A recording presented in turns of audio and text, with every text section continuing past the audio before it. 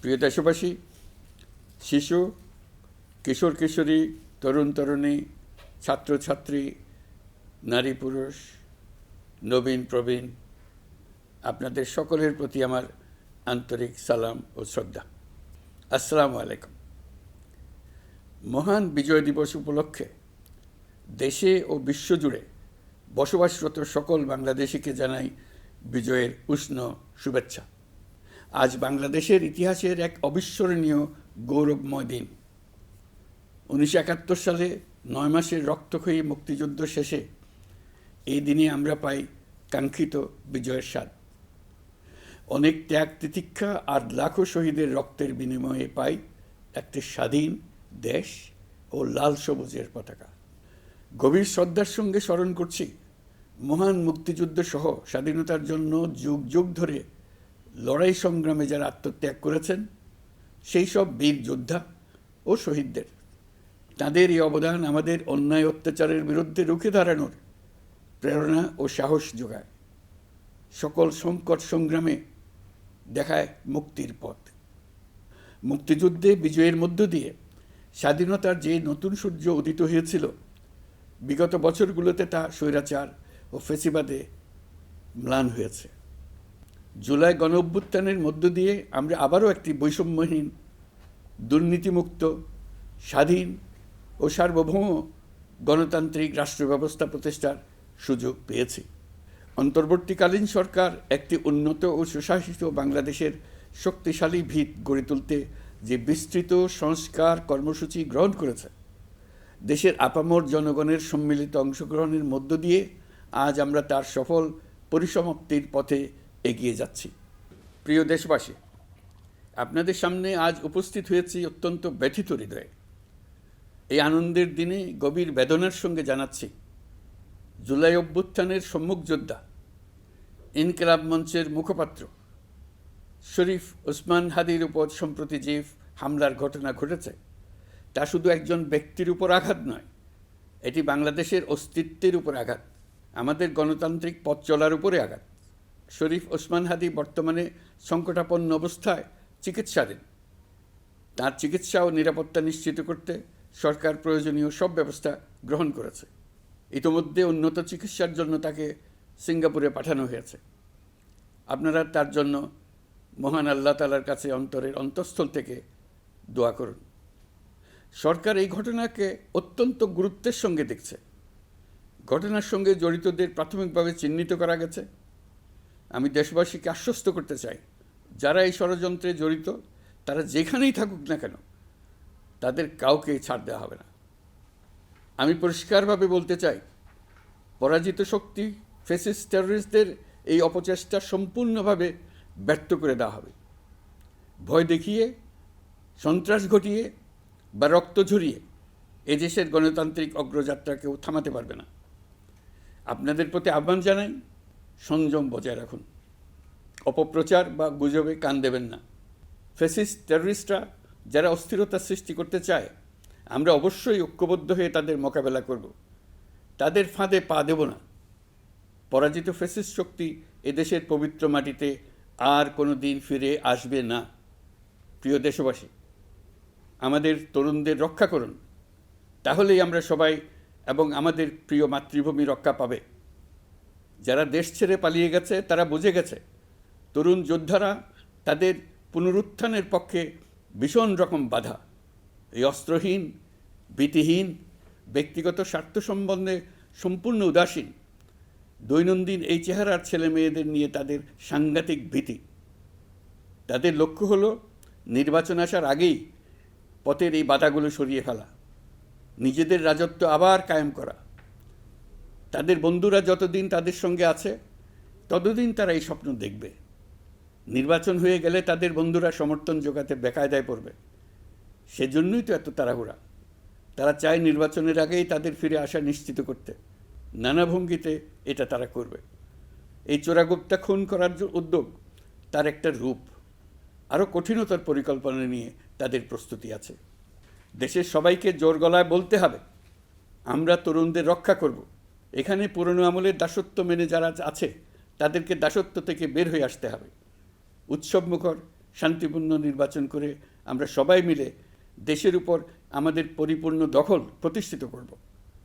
নির্বাচন অবধি আর বাকি মাত্র 2 মাস।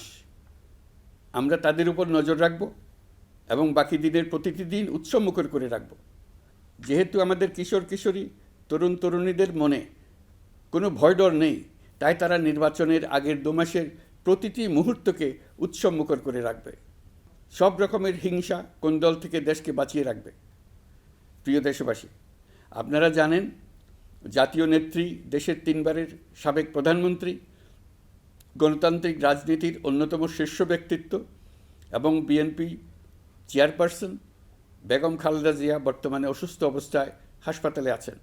এই বিষয়টি আমাদের সকলের জন্যই উদ্বেগের বিষয়। অন্তর্বর্তীকালীন সরকার বেগম খালেদা জিয়ার অসুস্থতার বিষয়টি শুরু থেকেই সর্বোচ্চ গুরুত্ব দিয়ে আসছে। বেগম খালেদা জিয়া বাংলাদেশের ইতিহাসের একটি গুরুত্বপূর্ণ অধ্যায়ের অবিচ্ছেদ্য অংশ। বাংলাদেশের স্বাধীনতা, সার্বভৌমত্ব ও গণতন্ত্রের প্রতি তাঁর অবিচল অঙ্গীকার, দেশের উন্নয়নে তাঁর অবদান এবং তার প্রতি জনগণের শ্রদ্ধাময় আবেগ বিবেচনা নিয়ে সরকার ইতিমধ্যেই তাকে রাষ্ট্রের অতি গুরুত্বপূর্ণ ব্যক্তি হিসেবে ঘোষণা দিয়েছে। সরকারের পক্ষ থেকে তাঁর চিকিৎসা নিশ্চিত করতে পরিবারের ইচ্ছাকে সম্মান দেখিয়ে প্রয়োজনীয় সব ধরনের সহযোগিতা দেওয়া হচ্ছে। দেশে চিকিৎসার পাশাপাশি প্রয়োজনীয় বিদেশে উন্নত চিকিৎসার ব্যবস্থা সহ সব বিষয় বিবেচনায় রয়েছে। প্রিয় দেশবাসী, দায়িত্ব গ্রহণের পর অন্তর্বর্তীকালীন সরকার 3টি বিষয়কে সর্বাধিক গুরুত্ব দিয়েছে: জুলাই আগস্ট হত্যাকাণ্ডের বিচার, একটি জবাবদিহিমূলক ও কার্যকর গণতান্ত্রিক ব্যবস্থায় উত্তরণের জন্য রাষ্ট্র কাঠামোর প্রয়োজনীয় মৌলিক সংস্কার এবং একটি সুষ্ঠু নির্বাচন। জুলাই গণঅভ্যুত্থানকালে তৎকালীন ফ্যাসিস্ট সরকারের নির্দেশে সংগঠিত হত্যাকাণ্ডের বিচার কাজ যথাযথ আইনি প্রক্রিয়ায় এগিয়ে চলছে। ইতিমধ্যে ট্রাইব্যুনাল কর্তৃক একটা মামলার রায় ঘোষিত হয়েছে। আন্তর্জাতিক অপরাধ ট্রাইব্যুনাল স্বাধীন ও স্বচ্ছ প্রমাণভিত্তিক বিচার প্রক্রিয়ার মাধ্যমে দেশের ছাত্র, শ্রমিক ও সাধারণ জনগণের উপর নির্বিচার হত্যাকাণ্ডের প্রধান নির্দেশদাতা হিসেবে পতিত ফ্যাসিস্ট সরকারের প্রধান শেখ হাসিনাকে মৃত্যুদণ্ড প্রদান করেছে।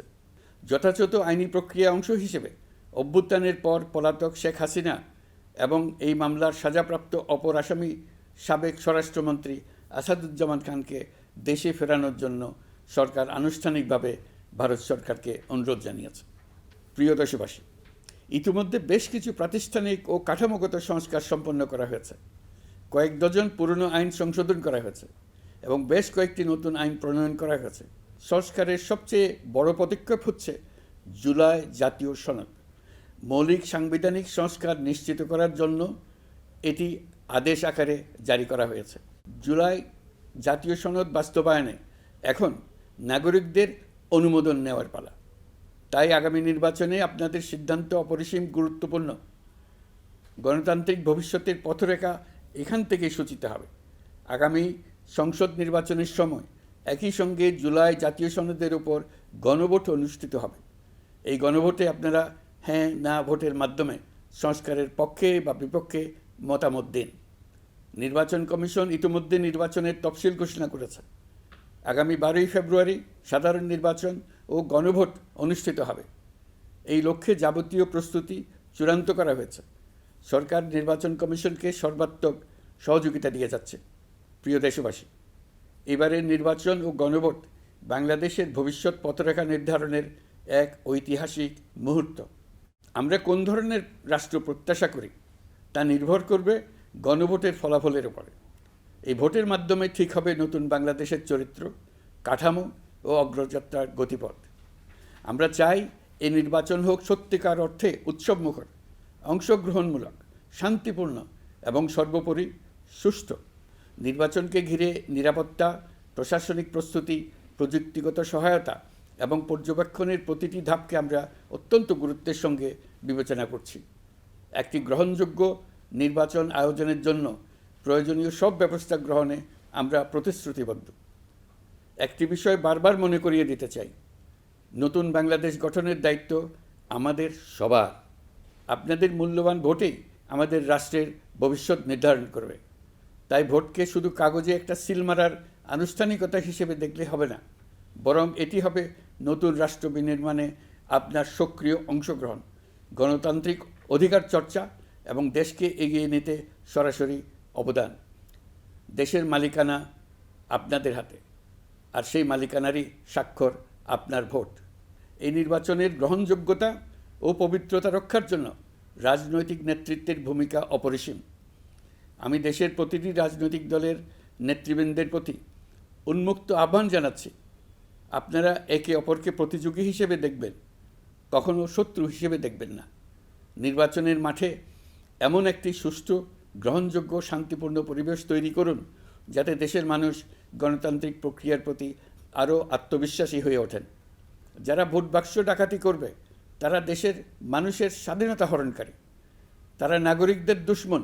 তাদের থেকে নাগরিকদের রক্ষা করা আমাদের সবার অবশ্য কর্তব্য। ভোট জনগণের ভবিষ্যৎ রচনার অক্ষর। ভোট বাক্সে ভোট জমা দিতে না পারলে কাঙ্ক্ষিত ভবিষ্যৎ আর রচনা করা যাবে না। আপনার ভোট আপনি সযত্নে ভোট বাক্সে দিয়ে আসুন। কেউ বাধা সৃষ্টি করলে তাকে সুশৃঙ্খলভাবে প্রতিহত করুন। আইনশৃঙ্খলা বাহিনীর সহযোগিতা নিন। ভোটের উপর নির্ভর করছে আপনার আমার সবার ভবিষ্যৎ, আপনার আমার সন্তানের ভবিষ্যৎ। যোগ্য লোককে ভোট দেন, জাতির ভবিষ্যৎ নিশ্চিত করুন। মনে রাখবেন, ভোট রক্ষা করা দেশ রক্ষা করার সমান দায়িত্ব। ভোট রক্ষা করুন, দেশকে রক্ষা করুন। ভোট দেশকে এগিয়ে নিয়ে যাওয়ার গাড়ির চাকা। এই চাকা কাউকে চুরি করতে দেবেন না। আসন্ন জাতীয় নির্বাচন ও গণভোটকে সামনে রেখে প্রশাসনকে আরও কার্যকর, নিরপেক্ষ ও নির্বাচনী পরিবেশের উপযোগী করতে সরকার মাঠ প্রশাসন ও পুলিশ প্রশাসনে বেশ কিছু রদবদল করেছে। এই পরিবর্তনগুলো কারো প্রতি অনুরাগ বা বিরাগ প্রসূত নয়।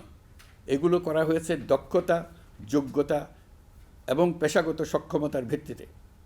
আমাদের লক্ষ্য একটাই, দেশের প্রতিটি ভোটার যেন ভোট দিতে পারেন নিরাপদ পরিবেশে, ভয়মুক্ত মনে এবং সর্বোচ্চ স্বাধীনতায়।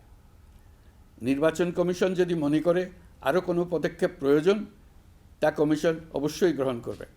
প্রিয় দেশবাসী, জুলাই সনদ জাতির ভবিষ্যৎ পথযাত্রার একটি ঐতিহাসিক দলিল।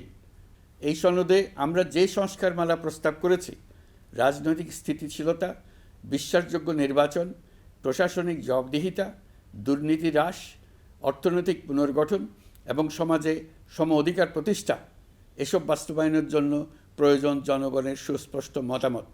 কারণ একটি জাতীয় রূপান্তর কখনই একক নেতৃত্ব বা একটি প্রশাসনের মাধ্যমে টেকসই হয় না। জনগণকেই চূড়ান্ত সম্মতি দিতে হয়। এই কারণেই আমরা গণভোটের আয়োজন করেছি, যাতে দেশের ভবিষ্যৎ সংস্কার দিশা নির্ধারণে জনগণ সরাসরি সিদ্ধান্ত দিতে পারেন। এই গণভোট হবে বাংলাদেশের ইতিহাসে নতুন মাইলফলক। এখানে আপনাদের প্রতিটি ভোট আগামী দিনের রাষ্ট্র ব্যবস্থার ভিত্তি স্থাপন করবে। এবারের নির্বাচনটি অনেক বেশি গুরুত্বপূর্ণ, কারণ একই দিনে এবার দুটি ভোট, একটি সংসদ সদস্য নির্বাচনের ভোট আর একটি গণভোট, যার প্রভাব হবে শতবর্ষব্যাপী। কাজেই অবশ্যই ভোট দেন, ভবিষ্যৎ নিশ্চিত করুন। এর মাধ্যমে আপনারা জানিয়ে দিন, আপনারা কি জুলাই সনদের সংস্কার কাঠামোকে এগিয়ে নিতে চান কি চান না। আপনাদের ভোটই নির্ধারণ করবে রাষ্ট্র কোন পথে অগ্রসর হবে, প্রশাসন কোন কাঠামোয় পুনর্গঠিত হবে এবং নতুন বাংলাদেশ কেমন রূপ পাবে। প্রিয় দেশবাসী, আপনারা জানেন জুলাই অভ্যুত্থানের সময় আমাদের প্রবাসী ভাই বোনেরা কী তৎপরতার সঙ্গে এগিয়ে এসেছিলেন। ফেসিবাদের মসনদ গুড়িয়ে দিতে তারা অভূতপূর্ব ভূমিকা রেখেছেন। প্রবাসীদের এই ভূমিকা শুধু জুলাইয়েই নয়, আমরা দেখেছি 1971 সালের মহান স্বাধীনতা সংগ্রামের সময়ও। কিন্তু পরিতাপের বিষয় হচ্ছে, আমাদের এই প্রবাসী ভাই বোনেরা কখনোই ভোটাধিকার পাননি। অন্তর্বর্তীকালীন সরকারের সক্রিয় উদ্যোগের ফলে প্রথমবারের মতো লাখো লাখো প্রবাসী এবার পোস্টাল ব্যালটের মাধ্যমে ভোট দিতে যাচ্ছেন। এর ফলে প্রবাসীরা অত্যন্ত আনন্দিত, আমরাও আনন্দিত। একই সঙ্গে অনেক প্রবাসী নানা জটিলতায় উদ্যোগে সামিল হতে না পেরে ব্যথিত। আপনাদের আবেগের প্রতি আমরা শ্রদ্ধা রেখে বলছি, এবারের যে ধারা শুরু হলো তা ভবিষ্যতে থামবে না। আগামীতে আপনারা সবাই এই প্রক্রিয়ায় সামিল হতে পারবেন। প্রিয় দেশবাসী, আজ আমি আপনাদের সামনে আমাদের রাষ্ট্রের ন্যায় বিচার, আইনশৃঙ্খলা ও মানবাধিকার পরিস্থিতির বিষয়ে কিছু গুরুত্বপূর্ণ অগ্রগতি তুলে ধরতে চাই। একটি আধুনিক, ন্যায়ভিত্তিক ও জবাবদিহিমূলক রাষ্ট্র প্রতিষ্ঠার জন্য বিচার বিভাগকে স্বাধীন করা অত্যাবশ্যক। বহুদিন ধরে বিচার বিভাগ প্রশাসনের বিভিন্ন কাঠামোগত সীমাবদ্ধতার কারণে তার পূর্ণ সম্ভাবনা অনুযায়ী কাজ করতে পারেনি। এটি জনগণের ন্যায় বিচার পাওয়ার অধিকারের বাধা সৃষ্টি করেছে, আর রাষ্ট্রের উপর মানুষের আস্থাকেও দুর্বল করেছে। অন্তর্বর্তীকালীন সরকারের অন্যতম বড় পদক্ষেপ বিচার বিভাগের প্রশাসনিক স্বাধীনতা নিশ্চিত করা। আনন্দের সঙ্গে আপনাদের জানাতে চাই, ইতিমধ্যে বিচার বিভাগকে স্বতন্ত্র প্রশাসনিক কাঠামো দিয়ে পৃথক সচিবালয় গঠন করা হয়েছে। এই পদক্ষেপ বাংলাদেশের বিচার ব্যবস্থার সংস্কারের ইতিহাসে একটি যুগান্তকারী মাইলফলক। এখন থেকে আর রাজনৈতিক কোনো চাপ বা প্রভাবের মাধ্যমে বিচারিক স্বাধীনতা যাতে ব্যাহত না হয়, সে নিশ্চয়তা আরও জোরদার হবে। প্রিয় দেশবাসী, আমাদের দেশের পুলিশ প্রশাসন দীর্ঘদিন ধরে নানা সমস্যার মুখোমুখি।